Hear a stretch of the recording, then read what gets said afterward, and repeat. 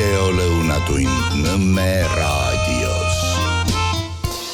Nagu üteldud, tere maailm, nagu Margus Lepp alati öelnud on, kes on kohal siin saate toimetajana nagu alati ja produtsent ja nii edasi, aga kahjuks tervisega veel on praegu lood sellised, et ega vist veel praegu väga hästi rääkida ei saa. Muide, meie saate number sellel aastal on number 5, kujuta pilti, sest esimene neljapäev oli meil 1. jaanuar.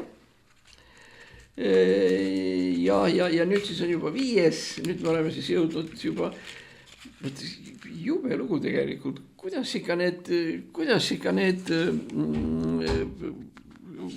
need päevad ja kõik see asi läheb, et just olid ju jõulud ja mis iganes ja nüüd palun väga, ongi jällegi kuukene läinud, varsti tulevad jaanipühad ja siis jälle jõulud ja siis jälle jõulud ja siis jälle jõulud ja mul tekib küsimus ikkagi, et kuhu see elu nii kiiresti tormab.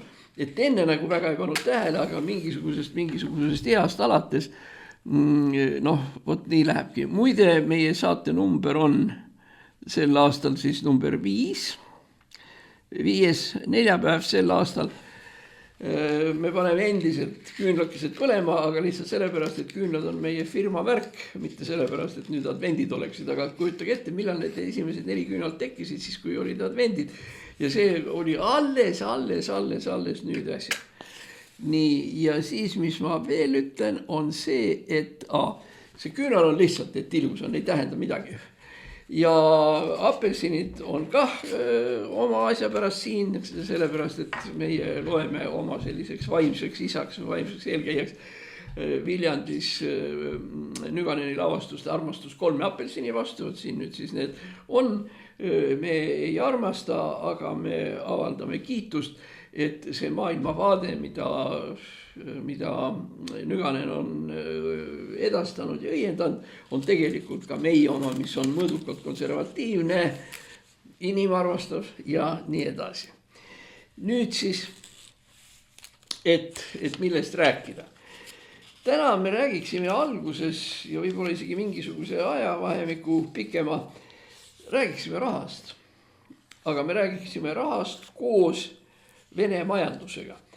Tegelikult on ju selge see, et Vene majandus meid eriti ju ei huvita. Sellepärast, et see, kuidas tavaline venelane elab, on meile arusaamatu ja paljudele teadmata, ta elab mingisuguses sellisest puust lobudikust, mis on kaotanud igasuguse oma värvi, mingisugused aiad ja plangud seal ümber, mis on ümber kukkumas, külapaheteed, mis on porised, nii et lähevad üle kederluu, sead ja kes iganes puterdavad seal sees ja nii edasi. Muide selleks, et aru saada, kuidas Vene küla välja näeb, ma väga soovitan lugeda Sergei Dovlatov. Tema teosed on peaaegu kõik eesti keelde tõlgitud ja kindlasti üks Eesti kirjandusringkondade kõige populaarsemaid autoreid. Sergei Dovlatovil on olemas üks jutustus või pikemat sorti jutustus, mille nimi on Kaitseala. Kaitseala all mõeldakse seda kaitseala, mis on pühendatud Puškinile. See on siis Puškinski Gore, nagu teda praegu kutsutakse, Trigorskoja ja nii edasi Pihkva oblastis. See on siis seal, kus Puškin oli oma teise asumise saatmise juures. Ja nüüd Sergei Dovlatov, kirjanik, väga raske joodik, ikka nii, et ikka oli. Püüab nagu pääseda sellest viina asjast ja tunneb, et ikka kõik on üle piiri läinud ja nii edasi ja läheb ühel suvel tööle sinna kaitsealasse ehk Puškini mälestusalasse, nii nagu see seal on. See on uskumatult tore, lõbus, õpetlik, mida iganes. Sergei Dovlatov, kaitseala. Aga miks ma hakkasin sellest praegu rääkima, sellepärast, et seal üks huvitav detail või üks huvitav siuke valdkond on, ta otsib endale korterit seal kaitsealal ja siis talle soovitatakse, et mine sinna selle Timoha, et Timotvei juurde, kellel on seal oma maja ja et kes annab sulle selle oma toa või midagi üürile. Ja selle maja kirjeldus on muidugi täiesti vapustav. Ühesõnaga seal on niimoodi, et sarikad paistavad katuselt läbi ja kraanikausis on siis email puruks taotud ja ligased makaronid on seal. Ja selle voodi või diivani peal, mis talle antakse, seal on siis haisema läinud vatijoped ja no mis iganes. Ja vot see nüüd on siis kogu selle Vene küla kirjeldus, mida ma väga soovitan lugeda, see on esiteks äärmiselt õpetlik ja teisest küljest ka lõbus lugeda. No vot see on siis nüüd ühesõnaga Vene selline, ütleme Vene baas või Vene alusettekujutус sellest, kuidas inimesed elavad ja Dovlatovi kirjeldus sellest on lihtsalt üks paremaid kogu maailma kirjanduses. Aga nüüd siis ma ütlesin, et me peame nendest Vene asjadest rääkima hakkama. Põhjus muidugi on suures osas selles, et venelased peavad ukrainlastega sõda, see on üks asi. Aga seal on siis veel mingisugused sellised asjad, mis puudutavad Venemaa majanduse tänast seisu ja tulevikku. Tänu jutumärkides sellele sõjale on läinud nii, et venelaste üks kõige tähtsamaid rahaauke või rahafonde on saanud tühjaks. Selle fondi nimi on Fond Narodного Благосостояния ehk rahva heaolu fond. No kõige parem võib-olla oleks seda kõrvutada meil pensioni teise sambaga, kuhu riik juurde maksab, no jääb siis ka võib-olla pensioni esimesega. Tänane seis ühesõnaga on see, et see fond on jooksnud tühjaks eelmisel või üle-eelmisel nädalal. Ehk teiste sõnadega seda ainsat ja kõige olulisemat reservfondi, milledest maksta sotsiaaltoetusi, pensione ja nii edasi, on tänase seisuga tühi. Nii et seda raha ei ole. Mis puudutab igasuguseid muid reserve, mis seal võiksid olla, venelastel on üldiselt laias laastus umbes 180 miljardit. No mis sa selle kohta ikka oskad öelda, see on täiesti kõrvutatav nende rahadega, mida Lääs Ukrainale annab.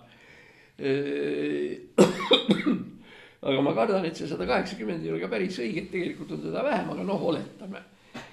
Ja nüüd, mis on väga tähtis ja millest me siis võiksime ka rääkida, et me ise ka siin targemaks saaksime, on kuld. Millised on Venemaa kullareservid? Praeguse seisuga on seda 2300 tonni kulda. Ka seda, vaat siin on võib-olla kas seda on palju vähe. Vaat siin on üks konks, et seda summat tegelikult Venemaa väga suures osas kasutada eriti ei saa. Ja nüüd me siis räägime natukene rahandusasjadest üleüldse ja siis seoses Venemaaga pärast veel eriti. Nimelt on olemas, tähendab rahad, mis on maailmas olemas, mis meil on seal taskus ja hoiukassas ja pangas ja kus iganes. Need rahad jagunevad õieti mitmesse kategooriasse. Neid kategooriaid nimetatakse agregaatideks. Kõigepealt on olemas agregaat M, sõnast money, M1. M1 on agregaat, mis liigub kõige vabamalt, kõige lõbusamalt, kõige voolavamalt ja nii edasi. Siit tuleneb muidugi ka sõna likviidsus. Likviidsus ei tulene mitte sõnast likvideerima, vaid liquid voolama. Niisiis agregaat M1. M1 on see raha, mida on võimalik kasutada kohe kogu aeg, praktiliselt ilma mingite tõrgeteta. Kõige parem näide agregaadi M1 kohta on sularaha. Sularaha meie taskus. Kui te lähete poodi või kuskile mujale, siis te saate sularaha kasutada kohe. Te ei pea midagi ootama, siin ei ole mingisuguseid tõrkeid ega midagi, vaid agregaat M1 ehk voolav tavaline raha. Nüüd lähme nõksukese sinnapoole, kus rahad ei voola nii vabalt. See on näiteks meie hoiuarved pankades, mis on tegelikult ka enam-vähem, teda võib tinglikult nimetada M2. Asi on selles, et ta ei voola nii vabalt kui see M1 ehk sularaha. M2 kuidas voolab? Läbi krediitkaardi. Krediitkaart võib kehtida, võib mitte kehtida. Üks või teine krediitkaart ei ole kaupmeeste poolt vastu võetud ja nii edasi. Ta on likviidne, aga mitte nii. Aga nüüd me tuleme M3, mis on vähem likviidne ja see on tähtajalised hoiused. Tähtajalist hoiust ei saa kätte enne, kui tähtaeg kätte saab. Või siis te muudate selle M3 M1, see tähendab, te lihtsalt vahetate selle sularaha vastu ära ja ja nii ta siis on. Aga tähtajaline hoiuarve on musternäide selle kohta, kuidas likviidsus on piiratud.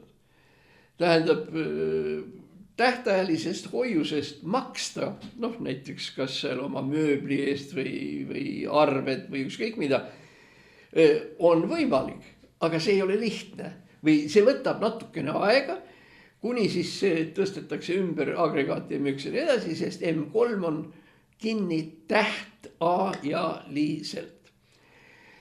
Ja eks neid agregaate ole veel seal 4, 5, 6 ikka vähem ja nüüd me jõuame välja kullani. See on siis see, milles venelaste rahad või venelaste raha üleüldse, milles ta väljendub ja kuidas ta seisab.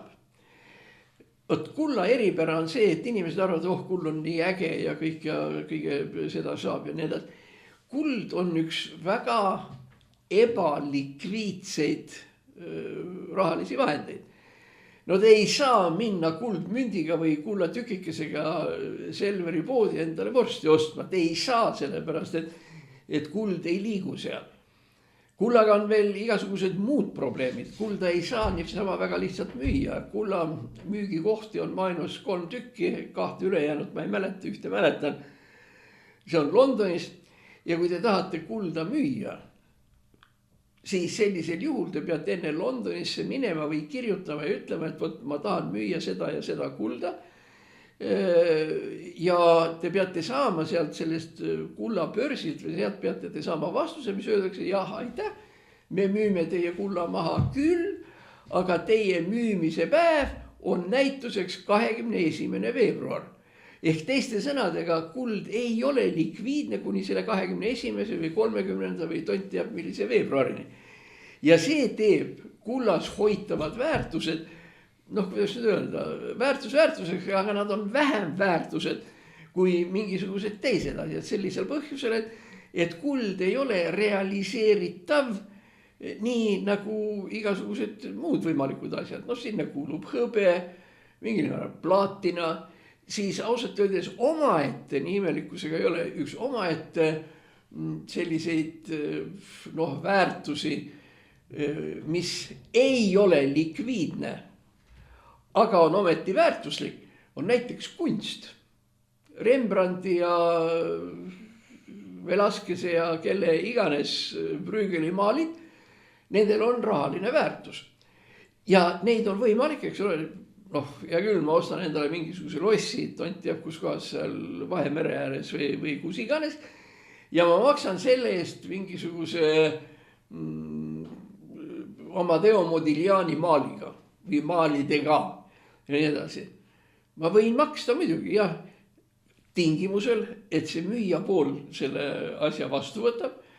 Või siis, kui me realiseerime selle sama Modigliani ja nii edasi cash'iks ehk sularahaks, millega ma saan maksta. Sellised asjad, mis veel on mingil määral küsimus, ei ole likviidsed, aga rahalise väärtusega on näiteks sellised asjad nagu postmarkide kollektsioonid näiteks.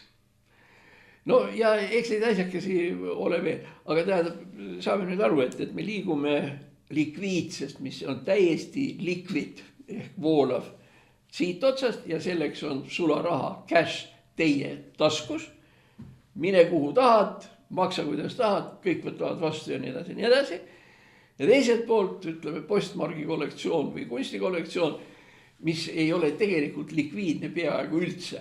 Teda saab realiseerida, aga see võtab tükk aega. Ja nüüd siis, miks me hakkasime sellest rääkima? Me hakkasime rääkima sellest Venemaaga. Kuna Venemaa suur osa varadest on kullas, ehk see on siis 2300 tonni kulda, nagu me rääkisime, siis on äge küll, aga siin on probleem. venelastel võtab selle asja realiseerimine aega. No esiteks see tähendab seda, et neil on üldse suures osas näpud põhjas, kuna neil reaalselt likviidseid varasid enam tundub, et ei ole. Kui nad lähevad, muide, võt see sama rahva heaolu fond, see on ka samamoodi nagu tähtajaline hoius pangas. Ja ega see ei ole nii, et nüüd Putin lükkab küüned sisse ja muudkui hakkab minema. Ega selle realiseerimine ju võtab ka aega. Seda enam, et see rahva heaolu fond, mis rahast on või mis agregaadist on. Minu teada kõige rohkem on ta seotud Vene riigipanga obligatsioonidega. No me saame aru, et obligatsioon ei ole ju ka väga likviidne, sel lihtsal põhjusel, et see hoiulaenu ühisuse obligatsioon või maksekohustus ja nii edasi. Ega see läheb rahaks ju kah veel, tont teab kuidas, eks ole, võib-olla on seal, enamasti muide on need obligatsioonid seotud tähtaegadega. Seal 10, 15, 20 nii edasi. Tähendab, kuivõrd sa seda saad makseks kasutada, see on juba ise küsimus. Nii et nüüd tuleme siis selle Venemaa teema juurde tagasi. Venemaa probleem on see, et Venemaal on teatud kogus raha, mida ei ole palju, aga see on raha, mida ei saa maksena kasutada. Lisame siia juurde veel ühe asja, et tegelikult suur osa Vene panga rahadest ja nii edasi on ju kinni lääne pankades ja need sanktsioonide all, neid ei saa nagu otseselt ju kasutada ka seal. Miks ma sellest räägin? Ma räägin seda sellepärast, et me saaksime aru, milline on praegu Venemaa majanduslik olukord. Midagi kindlasti nad maksta veel saavad ja nii edasi, aga mitte palju. Ja nüüd üks asi, millest me oleme vihjamisi varem ka rääkinud, on veel üks asi, mis on Vene kriis, aga ka nende tegelaste kriis, kes Venemaaga äri ajavad. Iraan, Põhja-Korea, India ja nii edasi. On see nõnda nimetatud maksete kriis või mitte maksete kriis, oleks öelda täpsemini. See on see situatsioon, kus Vene vabrikud omavahel ja võib-olla siis ka teatud välisvabrikutega, näiteks Hiinas, neil on vaja saada mingisuguseid asju, aga nad ei saa neid kätte sellepärast, et nad ei suuda selle eest maksta. Neil pole, sellel vabrikul, minu pärast, kas seal Toljatti autovabrikul ei ole raha selleks, et osta autokumme mingisuguse kummitehase peal. Seega tähendab, siin on jällegi mitu asja, mitu varianti, kas ei ole üldse raha või siis on raha, mis ei ole likviidne. Ja mis siis teha, tähendab, autokene on valmis, sõita ta enamasti muidugi ei sõida ja logiseb ja iga kandi pealt, aga rattaid all ei ole, sellepärast kummide ostmiseks ei ole raha.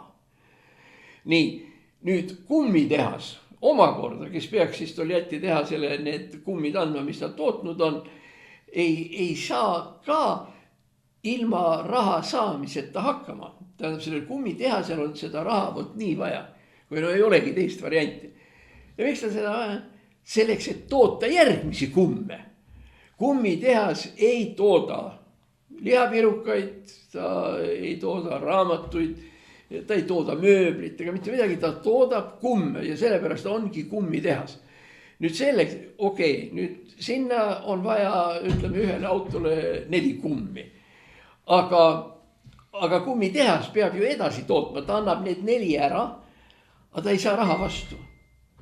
Nüüd küsimus, kus kohast saab kummitehas oma materjali? Näiteks kautšuki, sünteetiline kautšuk või mis iganes, millest ta kumme toodab, et nüüd edasi töötada või olla. Ta ei saa seda, sellepärast et kautšuki tehasel, et kummitehasel ei ole raha. Volga autotehas ei maksa talle. Nüüd kummitehas istub ilma rahata ja tal on vaja osta kautšikit ehk sünteetilist kummit. Aga ta ei saa seda osta, sest tal ei ole raha. Tal ei ole raha sellepärast, et temale ei ole makstud. Nüüd me näeme juba ahel, eks ole, autokene, kumm, kautšuk. Sünteetilise kautšuki jaoks on ka vajalik teatud tüüpi süsinikul ja naftal baseeruvaid tooraineid ja nii edasi. Kautšuki tehas ei saa osta, seepärast temal ei ole raha. Kautšuki tehasel ei ole kummitehas raha andnud. Ja nüüd siis kummitehas ütleb, et mis me siis teeme. Nüüd järgmine käik on see, kui kaua aega too naftatehas või naftakeemiatehas saab ilma saadava rahata töötada. Kui temale jällegi see kummitehas ei ole midagi andnud või kautšuki tehas ei ole midagi andnud. Ja nii ta lähebki, eks ole, tuletame auto, kummid, kautšuk ja kautšukist edasi siis nafta ja kõik need asjad. Keegi ei maksa kellelegi mitte midagi. Selle asja venekeelne nimetus on kriisis neplatežei ehk mitte maksmise kriis. See on siis selline olukord, et kus isegi kui vabrikud veel midagi toodavad, kusjuures nad Venemaal eriti suurt midagi ei tee, nad on seotud ainult mõnedes valdkondades, sõjatööstuslik kompleks, midagi siis naftakeemiast nii edasi, aga isegi kui nad midagi toodavad nii edasi, nad ei saa seda edasi toota, sest nad ei saa raha. Aga raha on vaja tooraine ostmiseks, treipingid, tööpingid, töölised vajavad palka ja nii edasi. Ja kui neid asju nüüd ringis ei ole, mis siis juhtuma hakkab? Ja see on tänane Venemaa majanduse seis. Just ongi see kriisis nii platežei, kus see pauk sai alguse kuskil umbes 2 nädalat tagasi. Ei maksta. Mis saab edasi? Ma mingil määral ma võin natukene seda kirjeldada, kuigi mitte päriselt, just nimelt natukene. Võt siis, kui me olime Moskvas NSV Liidu ülemnõukogus, kus Siim Kallas ja Ülo Vooglaiu ja kellega iganes. See oli aasta 1989. Ja aastal 1989 hakkas Venemaal see sama pull, mitte Venemaal, aastal 1989 hakkas see pull Nõukogude Liidus peale. Kriisis neplatežei, mitte maksmise kriis. Ja seal me ei räägi mitte 3 või 4 vabrikust, kes omavahel, vaid seal oli see tegelikult kogu Nõukogude majandussüsteemis. Ehk teiste sõnadega, kes vähegi midagi tootis võis toota, aga ta ei saanud selle eest raha. Ja kui seda raha mitte saamist on seal 3 kuud, 4 kuud, 5 kuud, võib-olla siis on, võib-olla nii ütelda komsomoli entusiasmi peal ja nii edasi, võib-olla tõesti siis entusiasmist ja kodumaa armastusest tõepoolest mingisugused töölised jätavad 2-3 pudelit joomata ja teevad mingi jublaka, mingi kruvi või asja valmis. Aga see ei saa kesta, nagu ma ütlesin, igavesti. Muide, venelaste üks väga tähtis poliitikategelane Valentina Matvienko, kes on Venemaa Riiginõukogu ülemkoja esinaine. Tal on väga hea hüüdnimi. Tema nimi on Valentina Matvienko ja tema nimi on Valka Stakan ehk Valka klaas. Ja see oli juba siis, kui me olime taga koos Moskvas ja siis kuidagi tuli jutuks seal venelased kutsusid Valka Stakan, ta oli lihtsalt saadiks selle. Me küsime, et miks te teda niimoodi kutsute? Elegantne naisterahvas, mis oli ikka tol ajal Leningradi komsomoli komitee, linnakomitee esimene sekretär ja poolsete mis kõik iganes, et Valka Stakan.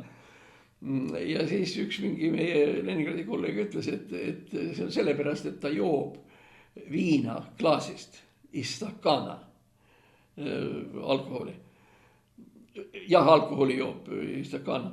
Ja meie siis nagu kuidagi seal kas Kallasega või kellegi kehitasime õlgu kahmulasi, et klaasiga joovad peaaegu kõik venelased viina. Vaata filmides või kus iganes ikkagi see klaas siia ja läheb ja nuusutab varukad peale ja kogu moos. Aga siis see sõber, kes meil ütles, et see Valka Stakan on seoses tema joomisega klaasist, ütles aga kallid Balti sõbrad, et ei tea ühte asja. Tema joob klaasist piiritust, mitte viina, piiritust, mida enamus vene mehi ei ole võimelised järgi tegema. Aga see Valka Stakan.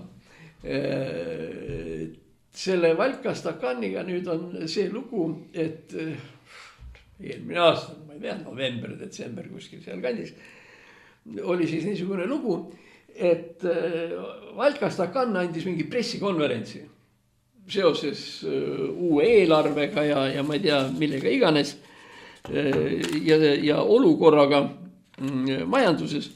Ja siis ta ütles, et no see on ebaloomulik, et riik, millel on kõige suuremad metallivarud üldse kogu maailmas ja kes toodab kõige suuremaid koguseid tegelikult toormetalli või midagi taolist, et sellel riigil on defitsiit ehk puudujääk naeltest. Venemaal ei ole naelu. Ja Valka-Stakan ütlebki, et no see on ikkagi tegelikult täiesti jabur, kui Venemaa peab naelu sisse ostma Vietnamist ja mingisuguses koguses Hiinast. Aga miks ma sellest jälle rääkima hakkasin? Ma hakkasin rääkima sellepärast, et on niimoodi, et tehased ja vabrikud ei maksa üksteisele. Sellepärast neil ei ole raha ja nii edasi, nii edasi. See on reaalselt tekkinud, mitte selles pole asi loomulikult, et venelased ei oska naelu teha. Ja et neil ei ole millest naelu teha, vaid lihtsalt need, kellele neid naelu vaja on, need ei suuda maksta. Ja ka mitte sellepärast, et nad vaesed on, vaid lihtsalt sellepärast, et neil ei ole raha agregaati, millega maksta. See, millest me rääkisime, võt see ahela järgi. Naelavabrik peab ju saama metalli. Kui ta ise ei tee, siis ta peab minema metallitehase juurde. Metallitehas läheb omakorda riigiga metalli ja rauamaagid ja mis asjad ja metallurgiad ja värgid ja nii edasi. See on nüüd see. Ja selle väljendiks, see tähendab mittemakse väljendiks, on siis ei muud kui rahaline või siis nõnda nimetatud agregaatide kriis. Mis sellest nüüd saama hakkab? Ei oska mina küll midagi öelda. Pulli saab, mis seal rääkidagi. Nüüd, kui hea kuulaja küsib, aga et sa ütlesid, et sa olid ju näinud seda mittemakset Venemaal 89. aastal ja nii edasi. Ja me Siim Kallasega isegi plaadisime kirjutada ühe artikli rahandusest selle kohta ja nii edasi. Tema kui pankur ja mina kui juuramees. Me tegelikult lihtsalt ei näinud seda. Sellepärast, et enne kui see mittemaksete kriis täiega mõjuma hakkas ja kogu selle suure jamaga tähendab hakkas toimima.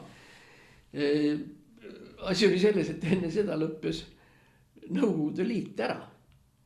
Nii et tegelikult me nägime, kuidas see asi muutub, aga me ei teadnud ja me ei oska praeguseni arvata, kuidas see pangadirektor, kes selle vastu väga hoolega võitles, oli Gerašenko, iseenesest väga tark ja arukas mees. Ja Vene peaminister oli Valentin Pavlov, kelle nime võivad Eesti vanemad inimesed teada selle järgi, et tema oli peaminister ju ka siis, kui oli 91. aasta augusti putš. Ühesõnaga see, et nad üritasid ja see, et nad tajusid selle kriisi olemasolu, oli selge. Akadeemik Abalkin kirjutas sellest suure monograafia ja nii edasi. Nii et see kõik nagu oli. Aga kui me tahaks nüüd öelda niimoodi, et sa küsid, mis sa siin targutad Venemaa teemadel, sa ei tea ja kõik need värgid ja kõik see kriis. Et kui see kriis on, et kuidas venelased selle ära lahendavad. Ma pean sellele ausalt vastama, ma ei tea. Sest ma olen seda kriisi näinud elus ainult üks korda, aga tema suhteliselt esialgses faasis ja isegi see, kuidas seda kriisi kavatseti lahendada, isegi seda ma väga hästi ei tea. Nii et ühesõnaga praegu on siis Venemaal see olukord, mis oli Nõukogude Liidus aastal 1991. Mismoodi seda klaarima hakatakse ja kuidas, on väga raske öelda. Selge see, et on mingeid variante, tähendab, ilma milleta ei saa, kulda on vaja müüma hakata.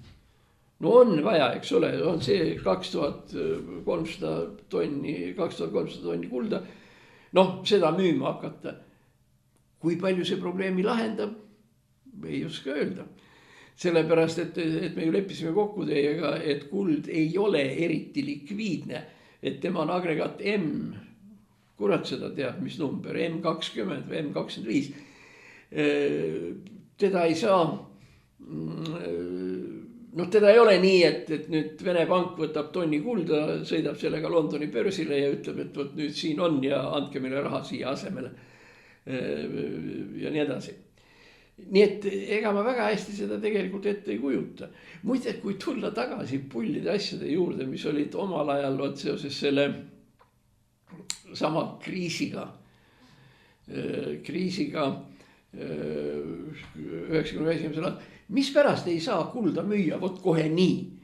Kui te lähete kullasepa juurde ja teete endale abielusõrmuse, te viite selle kulla, mis teil on seal ema käest antud või kuskilt või siis ostate ja teile tehakse see sõrmus ära.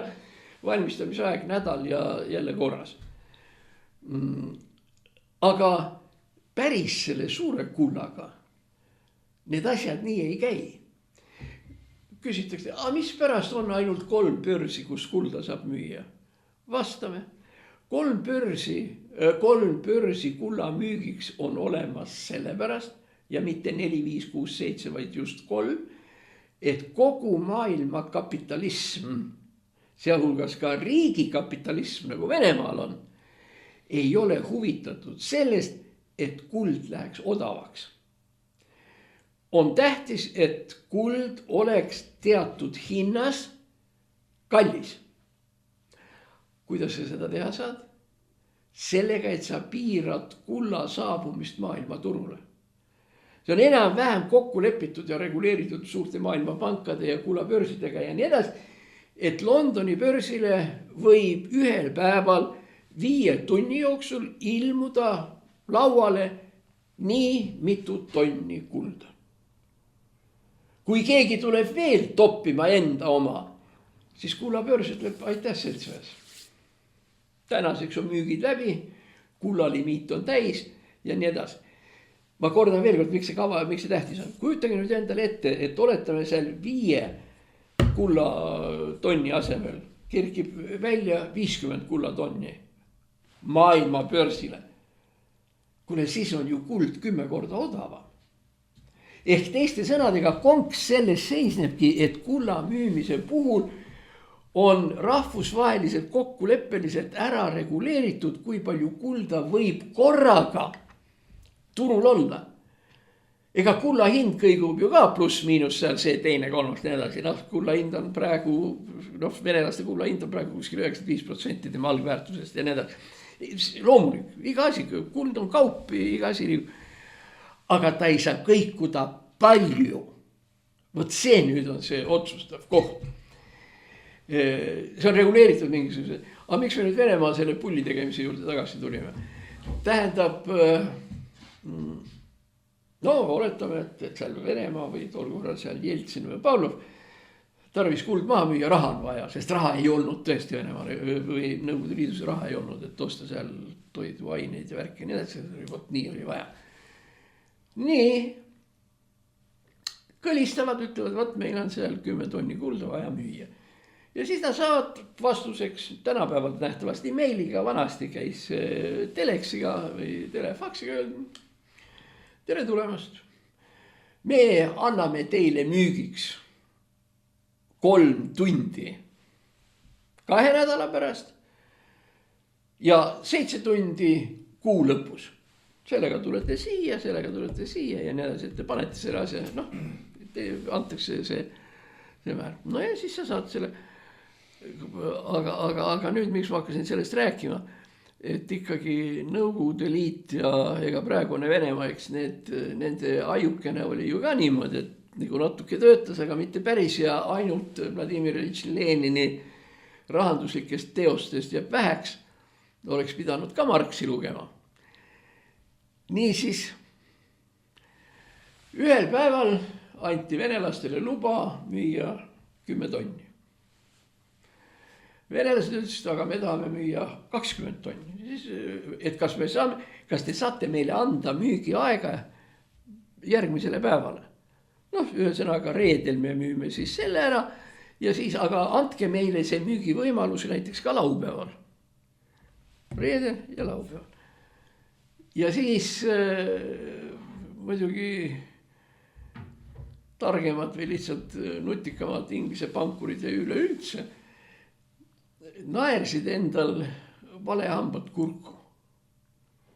Venelased tahavad müüa reedel ja venelased tahavad müüa laupäeval. Kusjuures reedel nad tahavad müüa palju ja siis see, mis üle jääb, selle nad müüvad laupäeval. Mis nüüd juhtub? Venelased suruvad kulla hinna alla. Ja see kulla müük, mis neil tuleb järgmisel päeval, on odav kuld, mille nad on odavaks löönud ise selle müügiga. Noh, ja siis sel ajal nutikamad ja vähem nutikad pankurid ja nii edasi olid kohe selge. Okei, reedel müüvad laupäeval läheme kelle 2 paiku ostma, sest seal on odav kuld, mille venelased on alla surunud. Ehk siis ma kordan veel, konksu koht oli siis see, et kullal oli hind, kuna teda ühel hetkel oli palju, läks hind alla. Ja venelased olid endale müügiplatvormi kinni pannud just nimelt järgmiseks päevaks. Ehk nad hakkasid müüma kulda selle odava hinnaga, noh, mille odavuse nad ise tekitasid. Turg on turg, ega midagi teha ei ole. No ja siis vaatame, võt nüüd siis oligi see, mida me siis Siim Kallasega tookord nagu mõtiskesime, kus asi välja tuli paar päeva hiljem, et noh, et huvitav, et kas nüüd siis panga juht Gerašenko lastakse maha või mis tegi teha. Tähendab, no sihuke rollus, see kaotus, mis tol hetkel venelastel oli noh, mitte tänapäevas mõttes väga suur, aga ega ta väike ka ei olnud. Nii palju, kui ma mäletan, kuskil 50 miljardi vahel. Noh, ja kuidas peab siis Nõukogude prokuratuur ja KGB ja kõik suhtuma nendesse, kes panid venelastele sihukese 5–10 miljardi suuruse paugu. Okei. Ai jah, mul on siin üks huvitav asi veel üles märgitud, tähendab turg ja mis läheb üles seal. See on nüüd natuke teisest, ütleme, see on natukene morbiidne, aga fakt. Üks väheseid tootmisharusid või majandusharusid, mis praegu Venemaal kasvab, kusjuures kasvab üsna tõhusalt, on usu või mitte, aga matuse business. See tähendab matusekontoreid ja matusebüroodes, need rahad, mis seal ringlevad, lähevad iga päevaga aina suuremaks ja suuremaks. No arusaadav, eks ole, kui 1200 meest tapetakse ära sõjas ühe päeva jooksul, noh selge, et keegi peab nad ju maha matma. Aga noh, ma ütlen, ega sihukest asjadele ei tohi nalja teha, aga no kurat, no on naljakas, eks ole. Matuse business kasvab, arusaadav. Aga hauaplaatide oma väheneb, ehk kiviraidurid ja kõik muud niisugused asjad. Ehk teiste sõnadega tähendab, sugulased saavad oma tapetud pojad ja kõik asjad kätte, aga neil ei ole raha selleks, et osta hauaplaat oma poja hauale. Ja hauaplaatide business väheneb, küll aga on siis matuse äris tekkinud siuke paralleelne või kõrvaltootmisharu, nimelt puust ristid. See on siis nüüd, kuhu siis Venemaa on oma sõjaga jõudnud. Haudu on palju ja puust riste tuleb aina juurde. Ja mis ma ütlesin, et venelasi tapetakse üleüldse, on venelasi tapetud selles sõjas 1 200 000 inimest. Ja 24 tunni jooksul tapetakse 1130. Noh, on ju arusaadav, et siit peaks ju businessid tulema küll ja reaalselt ka tuleb. Nii. Võt, ma rääkisin natukene Venemaast ja Vene tsivilisatsioonist ja nendest asjadest, et kuidas need majakesed seal viltu seisavad ja elavad. Ja rääkisin Doblatovi sellest jutustusest. Doblatovi jutustusest Kaitseala. On ka üks film, mida ma seoses sellega väga soovitaksin, et mõista üldiselt, et kuidas Venemaa elab ja mis ta tsivilisatsioonina või elulaadina endast kujutab. Nüüd vaadata teiselt poolt, kuidas elab rikas ja jõukas Venemaa või õieti, kui ta jõukas, kui ta oli, on film Siberi habemeajaja. Noh, seal on jutt kadettidest, kõrgematest ohvitseridest, polkovnikutest, kindralitest ja ühesõnaga kogu sellest asjandusest.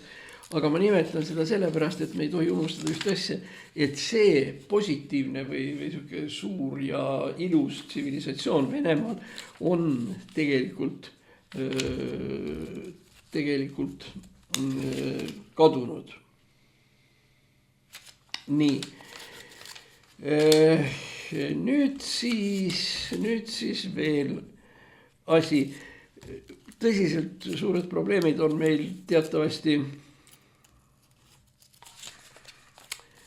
Minneapolises, Minnesota osariigis, mis tähendab selline rahvarahutused said alguse immigratsioonist. Väga palju inimesi, kümneid, praktiliselt sadu tuhandeid, kes on Minneapolisse tulnud immigrandid. Osa inimesi on aktiivselt nende vastu ja ongi vastu. Ja teised, kes on jällegi nende immigrantide poolt ja neid toetavad igas mõttes ja nii edasi. Need on siis, ühesõnaga poolt vastu ja nii edasi. Ja tänavatel on massilised meeleavaldused, mis ulatuvad juba praegu kuskil 400–500 000 inimeseni. Ja seal on paar juhtumit, kus politseinikud või õiguskaitseorganid, see on nimetatud kodumaa security, kodumaa kaitseüksused, ühesõnaga seal inimesed ka hukkuvad. Ja nüüd kerkib üles küsimus, et mis hakkab edasi saama, kas või lihtsalt sellepärast, et inimesed esitavad endale näiteks sellise küsimuse, et kas Donald Trump on üldse täie mõistuse juures. Et kui ta saadab ikkagi tänavatele rahvuskaardi, tähendab võitlema relvitute inimeste vastu, on see õige või ei ole see õige. Ameerikas ei ole sellised asjad päris uudsed. Eks neid ole ikka olnud enne ka. Kui meenutame kas või filmis Forrest Gump, eks ole, kus on räägitud sellest, kus oli massilised korratused, olid Washingtonis konföderatsiooni väljakul ja seal Lincolni ausamba juures ja memoriaali juures ja nii edasi, kus oli ka tegelikult inimesi langes ja hukkus ikka küll. Ja see oli väga-väga selline karm asi. Ja üks neid võimalikke selliseid lahendusi tol korral oli, aga see lahendus täna tõenäoliselt enam ei tööta, oli see, et eriti neegerelanikkonna hulgas, neegrite hulgas olid neegriliidrid, kes olid võimelised kogu seda jõuku tänaval kontrollima ja leidma mingisuguse lahenduse. Kuulus Martin Luther Kingi lause I had a dream, ma nägin unes, on just nimelt see sama periood, kus olid massilised tänavarahutused Washingtonis. Seal oli mitu asja veel koos, seal oli neegrite õiguste küsimus, seal oli Vietnami sõja küsimus, sest rahvas, eriti noored, olid ju Vietnami vastu küllaltki aktiivselt ja nii edasi. Lyndon Johnson pärast Kennedy surma ei olnud ka üleüldse mitte populaarne president ja nii edasi. Nii et niisugused värgid seal. Nii et juhtus. On olnud massilisi väljaastumisi Atlantas, mis on Georgia osariigi pealinn. Nii et nii ja naa on seda olnud, aga asi, mis on praegu unikaalne ja teeb kogu selle situatsiooni veel eriti keeruliseks, on see, et me elame internetimaailmas. Need neegriaktivistid, nende hulgas hiljem veel Malcolm X, väga tähtis mees, Malcolm X, tänapäeval ju teatakse kõik internetist.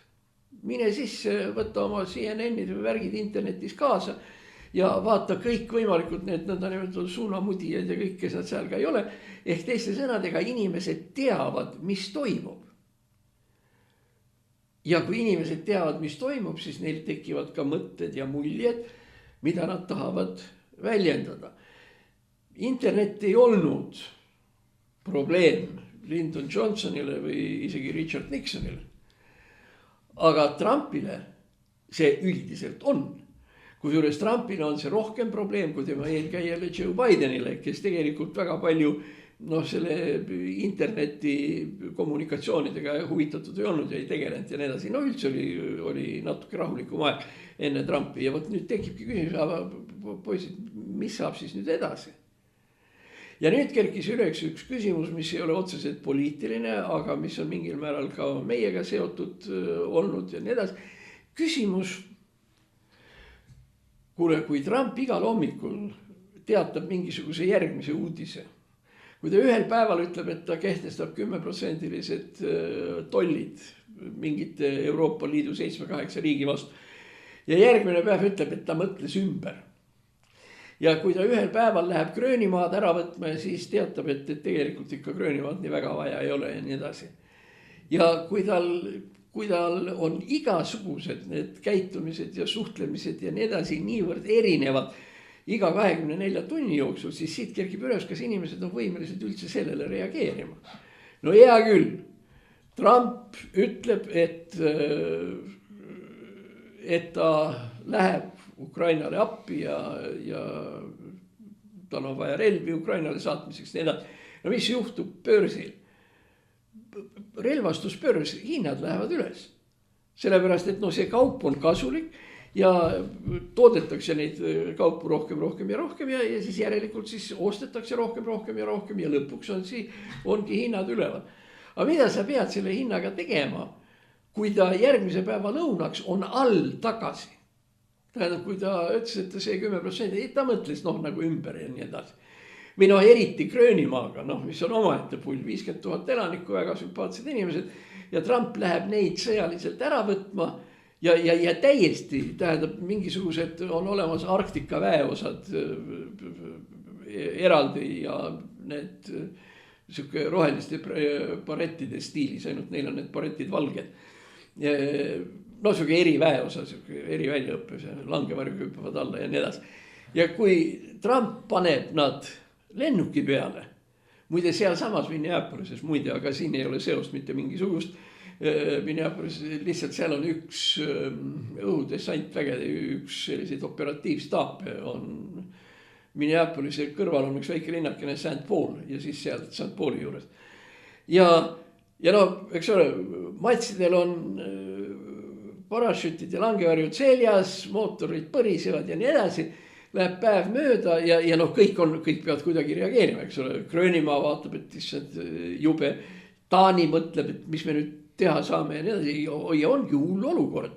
Dessantväelased on lennukis, propellerid käivad ringi, Gröönimaa vaatab taevasse, ei tea, kas sealt nüüd midagi tuleb või mitte. Ei midagi. Trump mõtles ümber. Ta isegi ei ütle, et ta ümber mõtles, vaid ta ütles, et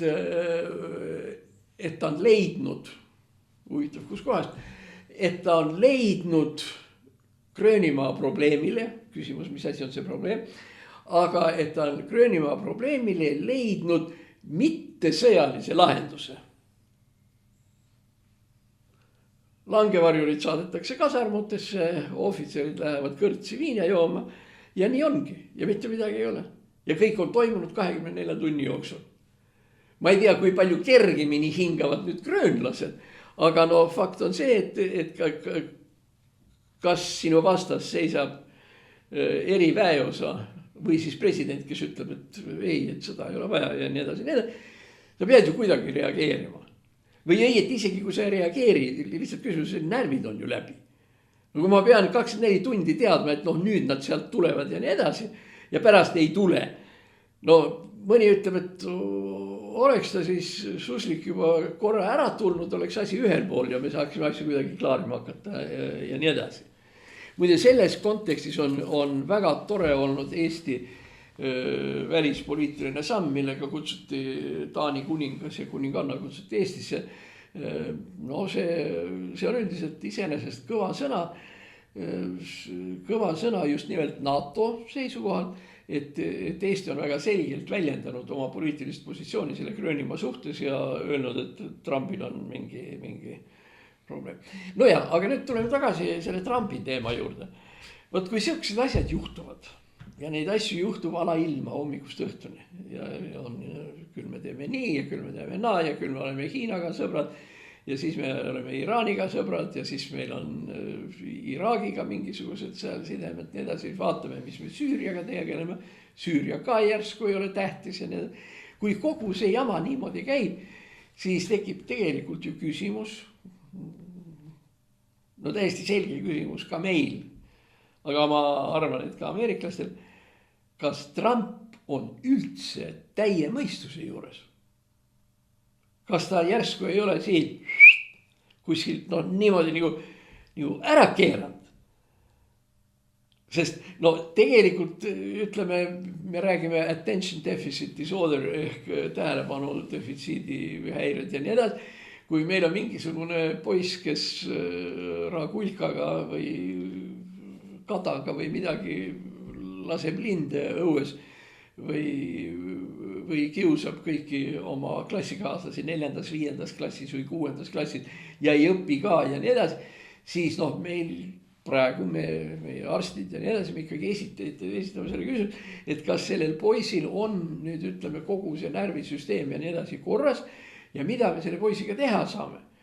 Natukene tablette, natukene psühholoogi ja nii edasi, me saame selle lõpuks pärast korda. Aga kui 5. klassi poiss niimoodi käitub, me küsime, kas ta on haige. Aga kui meil on tegemist 80-aastase Ameerika presidendiga, kes käitub nii nagu 5. klassi poiss, siis me esitame küsimuse, aga pastoi brat, et aga mis meil temaga on? Kas asi on ikka nii korras või ei ole? Ja öelda nüüd, et mis hädad ja vead tal kõik küljes võivad olla, on muidugi kohutavalt raske. Aga eks muidugi arstid vaata ka mõnikord televiisorit ja kuidas ta käib ja mis ta teeb ja mis ta räägib ja nii edasi. Et ega tegelikult siin on ju ka niimoodi, et nii nagu Mihkel Mutil on üks romaanis üks tegelane kirjanik, kes tahab Seevaldisse ravile minna, et see on selline uhke asi, ka tõeline kunstnik ja kirjanik peab ikkagi Seevaldis olema nii, käib ära ja siis tuleb tagasi, saab Mihkel Mutiga tänaval kokku ja siis Mihkel Mutt küsib, et tulid ära, ta ütles, jah, tulin ära.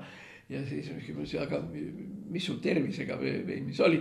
Ja siis rõõmsa hea meelega see kirjanik teab. Eks ikka kisub sinna skisofreenia kanti. Okei.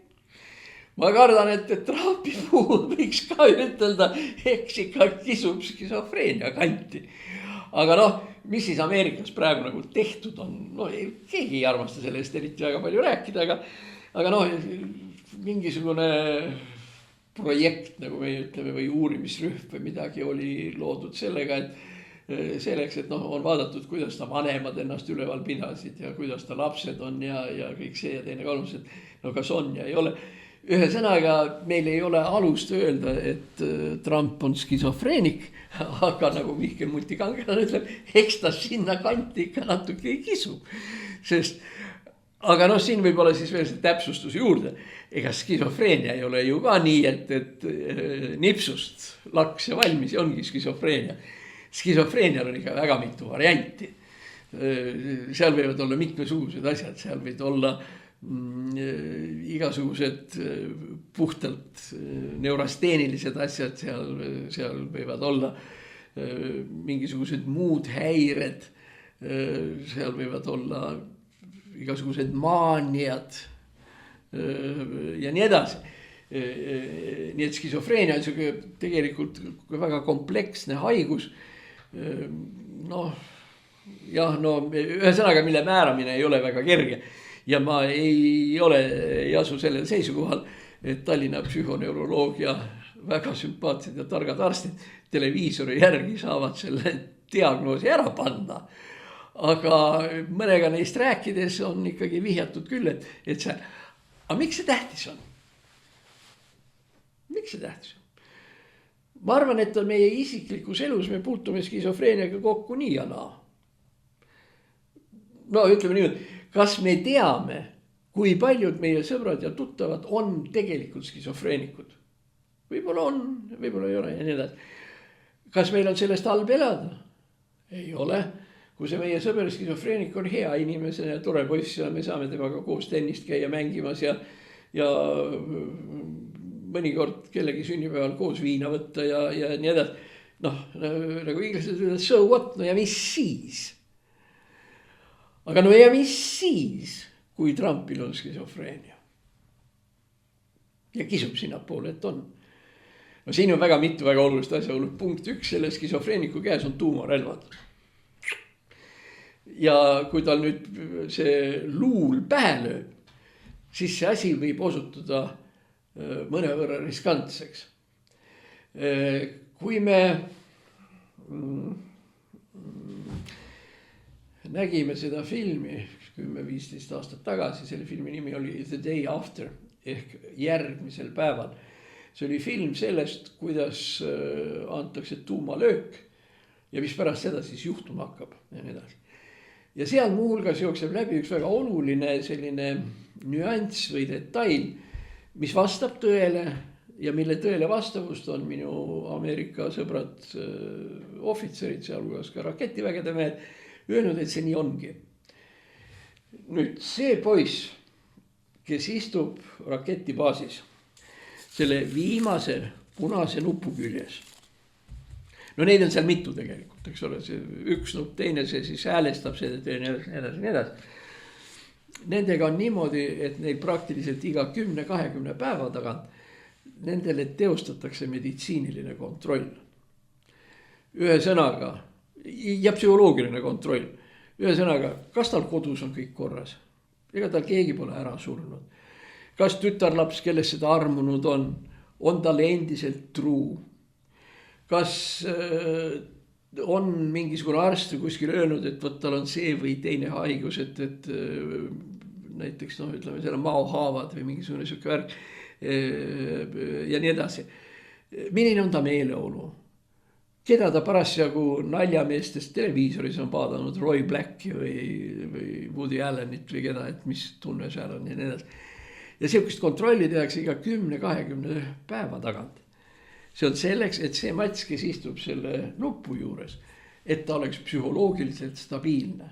Et tal ei oleks mitte mingisuguseid muresid üldse. Et tal süda ei valutaks, et ta ei oleks mures sellepärast, et emal on mingisugune haigus, et siis, et tal keegi lähedane on ära surnud. Et tal ei pea seda midagi olema. Ta peab olema psüühiliselt absoluutselt tasakaalus kõigega. Ja põhimõtteliselt positiivses meeleolus. Tal peab hea tuju olema. Ta peab põhimõtteliselt, muidugi see kõlab plassilt natukene, et nüüd tuumanuppu juures. Aga no fakt on see, et ta peab põhimõtteliselt olema heas vormis. Igatepidi. Miks? Sellepärast, et ainult sellisel juhul on meil olemas garantii, et ta selle tuumanuppu juures mingeid lollusi ei tee. Et ta on tõepoolest stabiilne, et seal midagi ei ole. Noh, muidu kujutage ette, eks ole, tüdruk läks ära minu juurest, mis siis nüüd juhtuma hakkab, eks ole. Noh, elu on läbi, kõik. Perses, tüdruk läks minema, kõik on halvasti ja nii edasi. Ma ei taha enam elada. Kuradile see inimkond, timm! Ja on tuumapomm sul sinna läinud, sest ta ütleb, et kui minul seda tüdrukut ei ole ja seda, siis ärgu olgu seda kogu maailmal.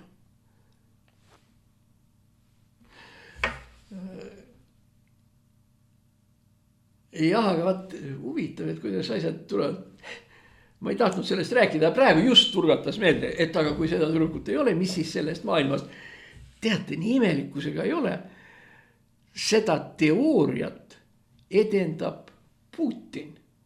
Ta ei ütle seda iga päev, aga ta ütleb seda küllaltki sagedasti ja ta ütleb, milleks maailm, kus ei ole Venemaad. Ahah. Tüdruk läks ära, ärgu teda kellelgi olgu. Venemaad ei ole, paneme siis selle paugu kogu maailmale ära.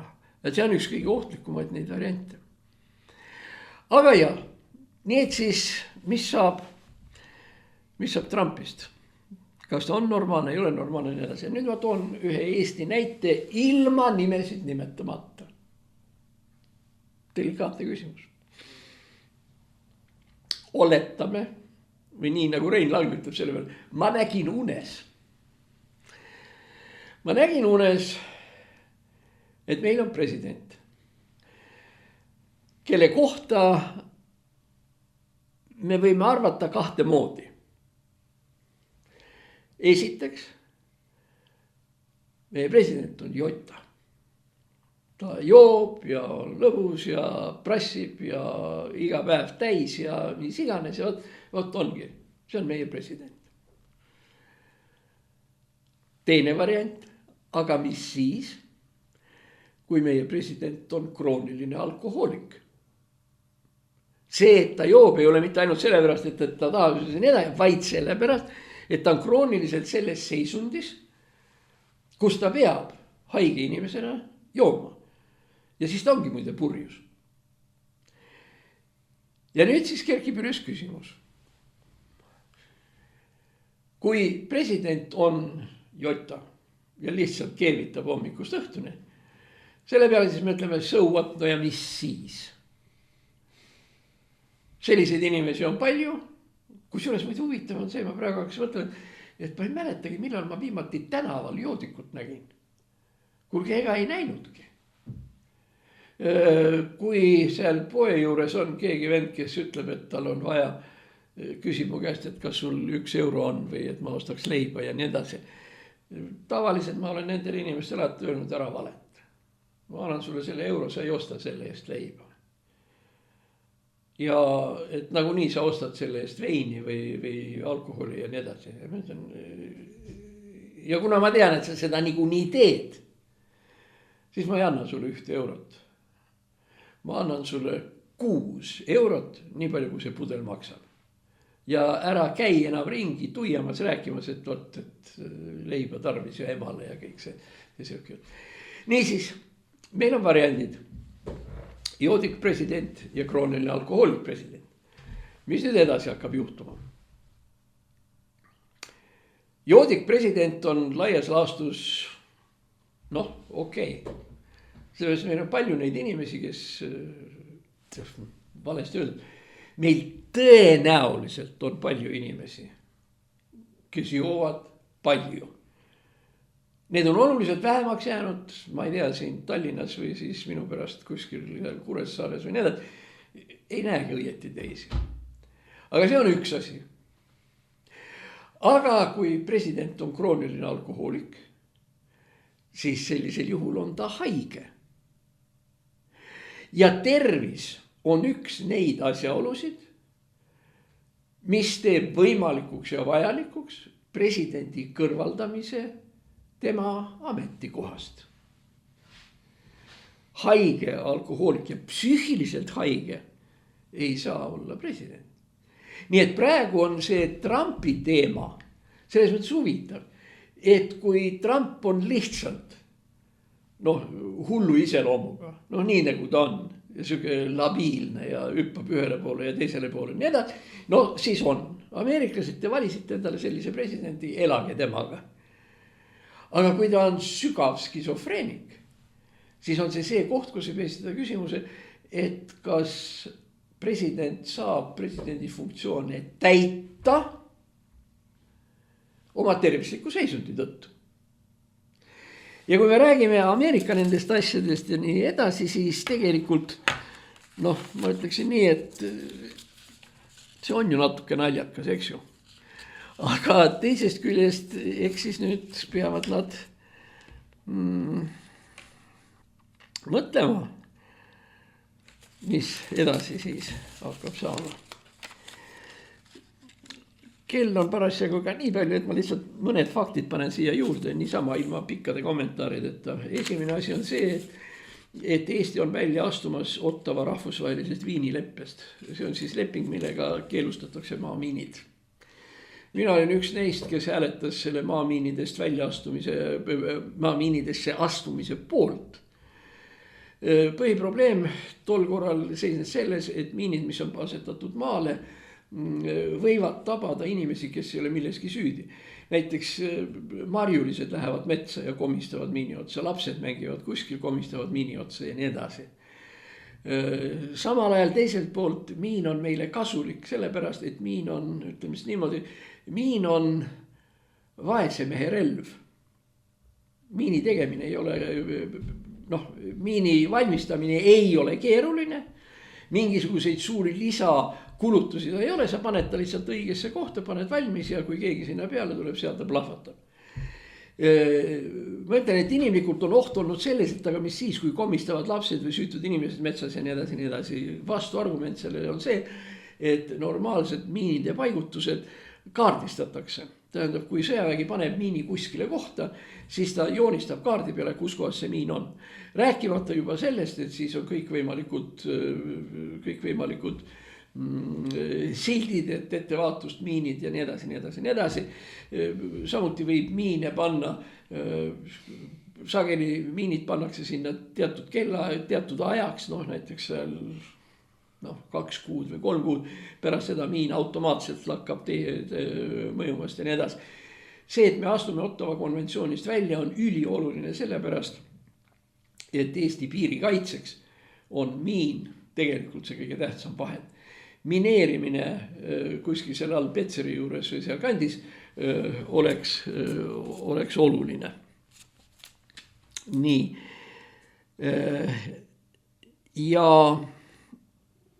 Jah, ega nüüd siin pikalt ei ole, aga lihtsalt väga ilus käik. On olemas selline profi maadleja, need on need catchi maadlejad ja siukest ukrainlane, nagu Aleksander Ussik, kes oli siis omakaalus maailmameister ja võitis hiljuti veel USA-s ja Hulk Hogan tolles, jah, õige, see ja see. Ja seal siis tuli välja ja mida ta siis tegi, see Ussik, muide neid Ussikuid on, neid poksijaid tegijaid on seal ju rohkem kui üks, aga hea küll, ta müüs maha oma selle suure vöö, mille ta maailmameistrina sai 1 miljoni eest ja andis selle miljoni Kiievis lastehaiglale. Nii saab asju ajada. Nii, ja mis ma siis nüüd veel ütlen? Ei ütle ma vist enam suurt midagi nädalast näeme. Lepime vist niimoodi kokku, tähendab kõigepealt ma tahaks veel meelde tuletada, et me oleme väga tänulikud kõikidele toetajatele, tänu kellele see saade ja kõik eelmised saated ja järgmised saated ükskord jällegi eetrisse jõuavad. Nii et suur tänu toetajatele ja muidugi saatke edasi ka linke oma kamraadidele ja ma teen nüüd nii, nagu seda võib tulevikus teha, nagu üks Ukraina televisiooni mees lõpetab alati oma saateid, nii et see on nii, ühesõnaga minge meie kanalisse, laikige ja saatke sõpradele. Nii, ja nii. Kõike head teile.